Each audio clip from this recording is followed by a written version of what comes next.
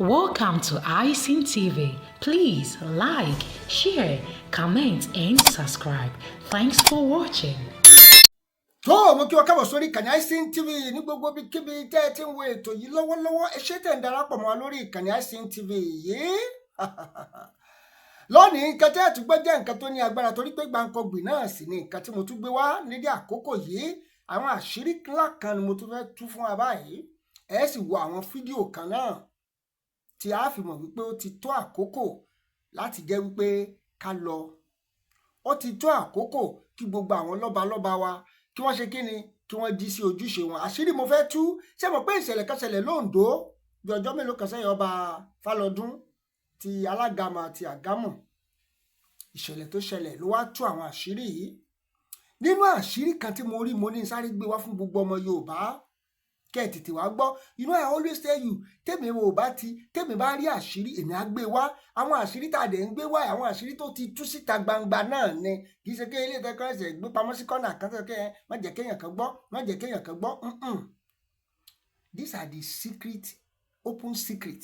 the secret that but we need to emphasize it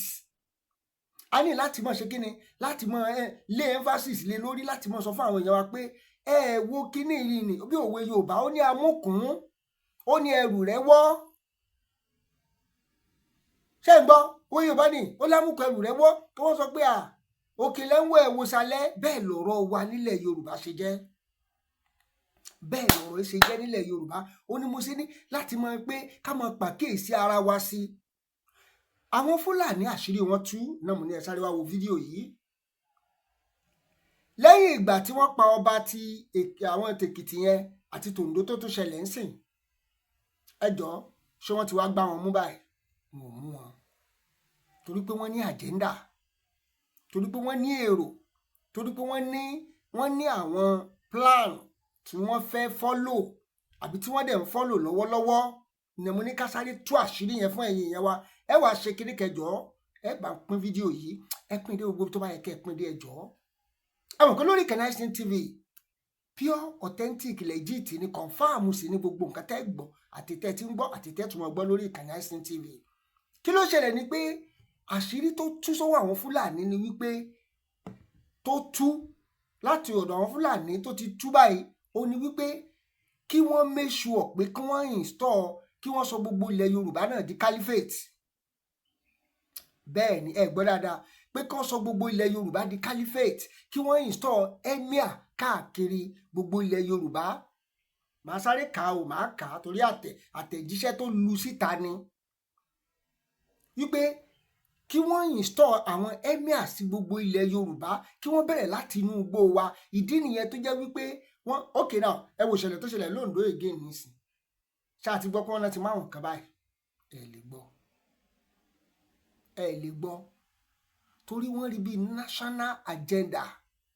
ṣùgbọ́n nílẹ̀ Yorùbá àwa là ń wò bí ẹni wípé sábàbí àwa là ń wò bí ẹni pé ó kàn ṣe bẹ́ẹ̀ wá ni ó sì máa ṣe bẹ́ẹ̀ lọ rárá kò lè ṣe bẹ́ẹ̀ lọ o torí plan wọn ni wípé ọ̀ǹtì tí wọ́n bá fẹnu kan Atlantic Ocean which is Lagos State kí wọ́n tó dákẹ́ they will make sure they capture everywhere on the Atlantic Ocean which is in Lagos State gbogbo plan wọn nìyẹn ẹ ti sáré kà kí tó máa play àwọn fídíò kan tó ráwọn nǹkan kan tó yẹ ká play tó yẹ kí àwọn àgbààgbà ilẹ̀ Yorùbá kẹ́ tètè jí sí ojúṣe tẹ́ pé kì í kàn sí pé kákan mọ sọ̀rọ̀ káwọn èèyàn mọ̀ jí sí ojúṣe ẹ ti sáré kà kẹ́ gbọ́ ẹ máa gbọ́ information àṣírí tó tú òlélẹ́yìí o information regarding the effort to install emir in southwest stem from claim of expanding traditional influence which is met with resistance from local authority and residents. The recent reports and social media discussion indicate the following regarding this claim. Ẹ máa gbọ́ mo ṣe ní eléyìí ẹ pín dáadáa ẹ pín kínní yìí ẹ pín yẹn jẹ́ kó dé gbogbo tó bá yẹ kó dé káwọn ọba wa lè jí sójúṣe ni eléyìí tó ń ṣẹlẹ̀ lóńdó yẹn tàbí tèkìtì yẹn díẹ̀díẹ̀ ni gradually ṣe rí pé ó tún wọlé gradually kì í ṣe tèpè o kì í dẹ̀ ṣe tàṣẹ o tá a bá múra omi ò tún ṣẹlẹ̀ láìpẹ́ yìí ó là ṣe tètè ń tú àwọn àṣírí síta pé káwọn èèyàn máa pín. Number 1, emergency of a sacking Fulani which is wọ́n ti ń ṣe láwọn ìlú kan ló jẹ́ pé tẹ́bá dé most of the major city wa ẹ máa rí tako ibìkan sábó àwọn nǹkan tí wọ́n fi style tí wọ́n fi introduce fún wa nìyẹn wọ́n introduce sábó yẹn dàbí palace ní fún emir àwọn kò sí ẹ lọ sí owó ilẹ̀ Yorùbá bí ẹ bá ti bá sábó ẹ bá wọn Fúlàní ẹ bá Hausa mẹ́ àwọn ibi tó ti ń plan àwọn kìíní ẹ díẹ̀ around ibẹ̀ ẹ rí mosque mbẹ̀ in the name of pé wọ́n fẹ́ fi religion penetrate wọ́n wá rí pé ojú tó ti ń là wọ́n wò pé òkè ẹja tún gba nǹkan míì ẹja gbanú gbọmọ wọn lọ́wọ́ Serikin Fulani, chief of Fulani in various southwest locations including Lagos ṣe gbọ́ ìbíkọ́ musa kọ́ òun lẹ́yìn wòye o òun rèé ẹni bó ṣe pọ̀ wọ́n ní including Lagos leaders known as Sakin Fulani and Serikin Fulani or Serikin Fulani fẹ́ kà dáadáa kẹ́ lè gbọ́ dáadáa náà.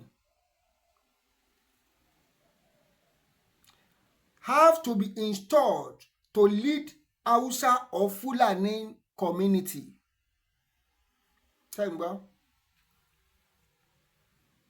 Why sometimes referred to as Sarkin? That's a leader. That's a title for a leader to lead all their head. That's about them kan ní Serikin kìnìkan Serikin kìnìkan Serikin kìnìkan wọ́n àbádàn wọ́n lóṣogbo wọ́n káàkiri bẹ́yẹn o wọ́n fi tó bá wá yá àwọn èèyàn wá máa claim lẹ́yìn bí 100 years ibi ìbàdàn náà bí wá sí àwọn nǹkan kan tí a kíyèsára olódẹ̀ tí fẹ́ máa ṣẹlẹ̀ ń sìn àwọn yẹn wọ́n ṣe rí wọ́n ti lo method yẹn fún wa ní Kwara State wọ́n ti wá ń lò náà káàkiri ilẹ̀ Yorùbá ó ti wà lọ́fà o ó wà ní Ìjàgbó ó wà lóòrò gbogbo àwọn nǹkan tí mò ń sọ yìí kì í ṣe Ìlọrin nìkan mọ́ ó ti gba gbogbo Kwara State wọ́n dẹ̀ ti gradually ó ti wà lọ́ṣun náà báyìí tẹ́wọ̀n kan tó sọ Yorùbá Fúlàní níbo ni Yorùbá àti Fúlàní ti jọra wọn and this one is Yorùbá Fúlàní like the way they used to say before Hausa Fulani Hausa Fulani Hausa Fulani today ṣe gba Hausa Fulani mọ́ is Fulani everywhere because wọ́n ti silent àwọn Hausa wọ́n silent wọn completely method yẹn náà wọ́n ń lò káàkiri báyìí tẹ́bá dáwọn ibìkan wọ́n ní ga Fulani kinní kan kinní kan ibi náà bí àwọn sí àwọn náà ti ń sọ Yorùbá ìgbà tẹ́lẹ̀ tí lẹ́dẹ̀ pé Yorùbá tábà tí lẹ́dẹ̀ tó gbédè wọn tó ti sọ Yorùbá wọn ni ẹ fi wọ́n lẹ̀ ara wa ni wọ́n ibi tí wọ́n àbùkù ibi tí ìṣòro ń gbà wọlé sí ilẹ̀ Yorùbá là ń sọ yẹn àwọn tó lọ pa ìyá yẹn ní Ìdó ìyá yẹn dá wọn mọ̀ o ìyá yẹn mọ̀ wọ́n o tó lọ ládùúgbò bẹ̀yẹn náà ń gbé dẹ́sẹ̀ kan gbàdúgbò ṣó yẹ ká ṣe nǹkan bẹ́ẹ̀ yẹn o là á ṣe ń sọ wípé wọ́n ní àjẹ́ndà bá ṣe lọ pọ̀ Balógun ní Ondo state yẹn náà nísìn after some months they will still go to another place wọ́n á tún lo method yẹn lọ àwọn tó dẹ̀ mọ terrain tó mọ territory yẹn làwọn tó ń ṣiṣẹ́ yẹn ibi tá a ti ń sọ nìyẹn pé kí Yorùbá kí ìmọ̀ wá ṣọ̀kan ká mọ nǹkan tá a fẹ́ ṣe nígbà tí Ìgbòho jáde ọ̀pọ̀lọpọ̀ náà ló gbógun tì í lẹ́sẹ̀ kí wọ́n ti bá rọ́pọ̀lọpọ̀ àwọn èèyàn ìtàwá sọ̀rọ̀ ẹ̀sìn kẹ́ Ìgbòho ti jẹ́ olóṣèlú Ìgbòho jẹ́ bàbá Tinubu Ìgbòho sókèdè àbúkọ máa ń wọ̀n bẹ́ẹ̀ nítorí wọn ò pé ni ṣé ẹ fẹ́ pa ni Ìgbòho ti pariwo títí ẹjá fìmọ̀ sówó pọ̀ ẹ wo gbogbo àwọn àṣírí tó ń tú yìí nísìn tó yẹ kí ọ̀pọ̀lọpọ̀ wa ká fi ìmọ̀ sowọ́pọ̀ ká lè mọ bí a ṣe gba ilẹ̀ wa ká pe gbogbo àwọn alágbára kò sí ìlú tí ò sálágbára nílẹ̀ Yorùbá yìí àwọn OPC wà wọ́n ní leader náà Gani Adams Sunday Igboho wà ìfẹ́lódùn ní o Tiger Tail ní o gbogbo àwọn ẹgbẹ́ kí wọ́n fọwọ́sowọ́pọ̀ kí wọ́n lè fèsì àwọn kíní because tó bá jẹ́ táwọn náà bá bẹ̀rẹ̀ sí ní claim sí pé Haúsá Fúlàní bẹ́ẹ̀ ṣe ń claim ẹ̀ nílọrin sí ẹ̀ bó wà ń lọrin ó dẹ̀ wà ní some people are also claiming it in Ọ̀yọ́ now Ọ̀yọ́ township pé àwọn kan Fúlàní. ẹ ṣé o ẹ bá subscribe sórí ìkànnì yìí iSeen TV yín náà lélẹ́yìí ẹ ṣé tẹ́tí sí wa ní gbogbo ìgbà. Fúlàní làwọn but they are Yorùbás. I don't know when Yorùbá have Fúlàní in their midst. Gbogbo agenda wọn ni wípé láti gradually intensify tó bá di kan bẹ̀rẹ̀ sí ní contest táwọn náà ń di senator wọ́n ń di governor sìn wàhálà dé sílẹ̀ Yorùbá nìyẹn. Ibi tá a ní láti fura ẹ jẹ́ sáré kàkí tó play video yẹn tó rà ní láti play video yẹn. A ní láti play. Number 2, the case of Lagos. The Seriki Fulani in Lagos, Alhaji Mohammed Abubakar Bambado has been described as a leader with influence in the state, with discussions surrounding his soul and the potential through resistance to increase influence in the region. Lagos State nìyẹn o. Ọ̀pọ̀lọpọ̀ àwọn ìtọ́wọ́sọ pé kò lè ṣẹlẹ̀ ó ti ń ṣẹlẹ̀ síbò náà là ń ká ẹ̀. But pláànù wọn tán fẹ́ ṣe náà sì ni wípé ẹ lọ install emir ṣe wọ́n the other time Gumi wá sí Lagos ó wá sí Ọ̀yọ́ state ó bẹ̀rẹ̀ sí ní ṣe meeting pẹ̀lú àwọn kan and 2 out of those people tí wọ́n attend the meeting yẹn they want to contest now. Ẹ jẹ́ ká wò tírú èèyàn kan ni wọ́n bá contest tó bá wọlé báwo lẹ mọ̀ pọ̀ Ọ̀yọ́ state ti ṣe máa rí Sharia wọlé wọ́n islamize kẹ̀rẹ̀kẹ̀rẹ̀ terrorist wọ́n gba gbogbo Ọ̀yọ́ kan bó ṣe máa ń bẹ̀rẹ̀ díẹ̀díẹ̀ nìyẹn. A dẹ̀ ti sọ àti ráwọn countries tí bẹ́ẹ̀ ti ṣẹlẹ̀ bí Turkey bí kankan tó ti ṣẹlẹ̀ today they are full Islamic country. A dẹ̀ ń sọ ọ̀pọ̀lọpọ̀ sọ pé kò lè ṣẹlẹ̀ wọ́n mọ nǹkan tó wọ́n ń ṣe gradual process ni. Attempt of installation report of surveys such as in Ilaje local government, that's in Ondo, regarding the preparation for installing Hausa Fulani leader, including potential of Seriki, that is a emir-like figure, which have generated concern among the residents. They want to install in Lagos, in Oyo, in Ogun, in Osun, in Ekiti. What is succeed in Kwara State? Kogi now, they have been trying that, and they are succeeding gradually. Ìdí tá a ṣe ń sọ nìyẹn pé kí gbogbo ká jáde ká fọwọ́sowọ́pọ̀ because plan wọn ni pé kí wọ́n tọ̀nù Yorùbá kí Yorùbá náà wá di Fúlàní Yorùbá bá a ṣe ní Haúsá Yorùbá Haúsá Fúlàní sìn kó náà wá di Fúlàní Yorùbá. Àwọn nǹkan tó fẹ́ sọ ilẹ̀ kìíní dà nìyẹn tí wọ́n ṣe ń gba gbogbo àlùmọ̀kọ́rọ́ yín àwa láwa wọ́n ní àgbàrá òjò sọ pé òun ò wọlé ó ń lé ní òní gbà fún. Ẹ bá jẹ́ sọ̀rọ̀ jù ẹja wo fídíò yìí torí ètò ààbò ó ṣe pàtàkì òun náà là ń tẹnu mọ́ ètò ààbò ó ṣe pàtàkì àwọn kìíní ò dẹ̀ wá peace àwọn fẹ́ gbalẹ̀ ni kì í ṣe peace làwọn ń wá àwọn fẹ́ gbalẹ̀ ni àwọn fẹ́ take over territory nítorí agenda tiwọn ṣùgbọ́n àwọn Yorùbá dẹ̀ pa àlájẹ́ndà. Nígbà tí Ìgbòho sọ pé Yorùbá ní sọ̀pọ̀lọpọ̀ jáde sí nǹkan tá a nílò nìyẹn nǹkan tá a nílò kọ́ nìyẹn ọmọ ẹni ò ní ṣèdí bẹ̀bẹ̀rẹ̀ ká fi lè kẹ̀sídìí ọmọ ẹlòmíì. Nígbà tí Sunday Ìgbòho dẹ̀ padà dé sìn tó ní ẹ̀fẹ̀ bá Tinubu lọ́rùn lẹ̀ ẹjọ́ ṣèjọba tẹ̀ ọ̀pọ̀lọpọ̀ tó jáde again Sunday Ìgbòho ti gbàbọ̀dé ṣó yẹ kó jọ bàbá Tinubu ẹjọ́ kí lẹ fẹ́ kó ṣe kí ni nǹkan tẹ́ ẹ fẹ́ kọ́ máa dé yẹn mọ́ ṣe gan. Ọkùnrin sì lẹ́yìn náà àtẹ̀sọ̀rọ̀ ẹ̀ obìnrin lẹ́yìn náà tẹ̀sọ̀rọ̀ kí ló tẹ̀yìn náà jáde. Ẹ bá jẹ́ sọ̀rọ̀ ẹja wo fídíò yìí ẹ bá like fídíò ẹ bá share ẹ bá subscribe sórí ìkànnì yìí iSeen TV yín náà lélẹ́yìí ẹ like ẹ share ẹ jọ ẹ bá subscribe sórí ìkànnì yìí ẹ ṣé. Kábíyèsí ẹni láti pe ọ̀pọ̀lọpọ̀ amórí adé wá o nǹkan tí ń wọ́ o nǹkan tí ń bàjẹ́ o tí ìlú bá máa dá ọwọ́ ọba lọ́wọ́ o ìwọ̀n bá dẹ́ máa blame olóṣèlú mọ́ o ibi tí nǹkan ti wá tó ti wọ́ wá orísun wa táwọn bá ní ẹ̀kọ́ mẹ́rin o kábíyèsí ẹ má wòrán yín lọ́mọdé o bàbá lẹ Yorùbá lẹ jẹ́ o ẹni láti bá wọn kábíyèsí sọ̀rọ̀ dáadáa ọba nígbà yìí tó jẹ́ ọ̀rẹ́ mi tó wájú pò ó àti pò ó nínú òtẹ́ẹ̀ká tó débí ọ̀tọ̀ lẹ́sìn ọ̀tọ̀ ní àṣà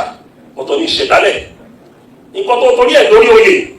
tí o bá ti yẹ kó bẹ́ẹ̀ o fẹ́ ba ibi yẹn jẹ́ ni o fẹ́ balẹ̀ Yorùbá jẹ́ ni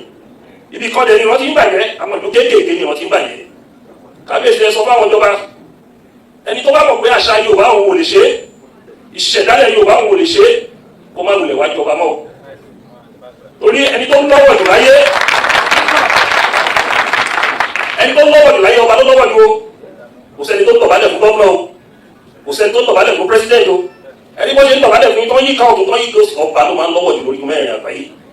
bó bá yẹ ṣe ń gbá ọwọ́ yẹn o gbọ́dọ̀ play sacrifice yẹn tó o bá lè play sacrifice you don't hit your cake and have it at the same time kábíyèsí gẹ́gẹ́ bí olóyè ọba ẹni ṣe láti ṣe bẹ́ẹ̀ gbogbo economy tó dàrú yìí gbogbo insecurity tó wọlé Yorùbá yìí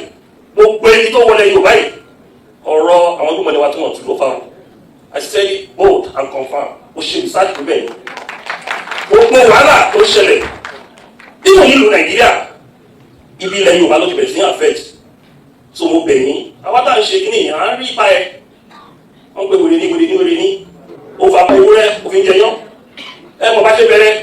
àwọn olóyè yìí kọ́ wà bí tó mọ̀ bá ṣe bẹ̀rẹ̀ ìgbà tó ta máa ń wá bíbà yìí aṣọ bíi ọ́pnẹ́pà la máa ń wọ àwọn agbádá tó da tó báyìí àlọ́ mọ́tò tó da tó báyìí ṣùgbọ́n nígbà yẹn táwa ń ṣe ọdún òru àwọn kan fi àṣeyẹ pé wọ́n kàn kóra wọn léfẹ̀ wọ́n tẹ̀ ṣe wúrúwúrú wọn lọ pé kí ni wọ́n ṣe ibi kí ni wọ́n ṣe ní òru àfi gbé wa débi tábí jàre ọ̀nà kátà wọlé Yorùbá sọkẹ́ni wàá sọ fún mi pé torí pé mo ti jàre kí wọ́n á ní mo fẹ́ pọ́nìṣ ara mi bíi elite kí wọ́n á gbàgbé orísun mi wọ́n ní odò tó bá gbàgbé orísun ẹ̀ ó máa ń pẹ́ ni ìyẹn ló tún máa dé ìbàlẹ̀ yìí o àti wàá dúpẹ́ ni o tí Ọlọ́run bá lo irúmọlẹ̀ tó bá gbẹ̀yàn débi kan kò gbọdọ̀ gbàgbé orísun irúmọlẹ̀ yẹn kì í ṣe Olúwa nìkan àṣetolókun àṣetí láàánú yìí èèyàn mélòó ló lè fèsì ọdún láàánú kó ṣe bọ́dùlì kọ́tà ń ṣe kò dẹ̀ lè kó wá lọ́wọ́ torí kọ́tà bá lọ́rùn bàbá ńlá wa ni inú mi wá lò wípé torí mo ti gbọ́ oríṣiríṣi pé kúlẹ̀dà ìṣe ọdún Odùduwà mọ́ni lọ́wọ́ ṣe bọ́ọ̀ni lónìí àṣíkà máa ràn ní lọ́wọ́ mọ́ni ṣé ká wá dá gbogbo ẹ̀dá kábíyèsí ọ̀ní ni ọdún tó wà nílé Ifẹ̀ bá ṣe gbọ́ nítọ̀ ẹ̀wọ̀n ní ọjọ́ kan nìkan ni wọ́n ṣòro nílé Ifẹ̀ ṣé kábíyèsí ọ̀ní ló wá ṣe ọdún 365 years nìkan ni 365 days nìkan ni káwọn ọmọ Yorùbá máa rọ kábíyèsí lọ́wọ́ kábíyèsí ẹ ṣọ́ra fún àwọn Yorùbá pẹ̀lú àwọn advice oríṣiríṣi ìjà bàbá ọlọ́wọ́ Àtàkíntọ́lá Yorùbá ló dálẹ̀ o ìjà èmi àti bàbá Fáṣọ̀kọ́tòkù àwọn Yorùbá ló dálẹ̀ o tó bá ti rí pé ibì kan ti dá wọn máa ti wọ́ bọ̀bẹ̀ gbogbo àwọn ọba wọn lè fi unite lẹ́yìn àwọn Yorùbá náà wọn alágbára Yorùbá náà ni ò jẹ́ ó ṣe o tí ọba lè Yorùbá ọba lè unite kò sí bí ilẹ̀ Yorùbá ṣe lè mú forward so iṣẹ́ wà lọ́wọ́ gbogbo wa láti ṣe olùpẹ́ lọ́wọ́ yín. Please like, share, comment and subscribe. Thanks for watching.